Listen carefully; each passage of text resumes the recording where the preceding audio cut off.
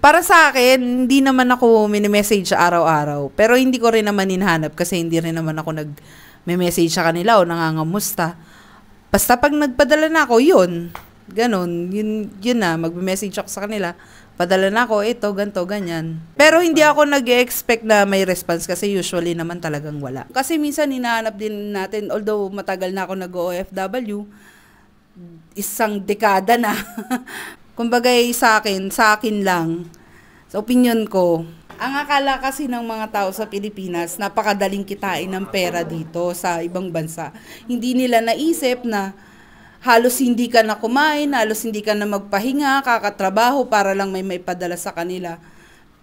Pero yung bang balik lang sa'yo na kamustahin ka o yung hindi naman namin hinihiling na araw-araw, pero sana kahit minsan, kahit walang kailangan, kamustahin ka lang na ayos ka ba dyan, kumain ka na ba?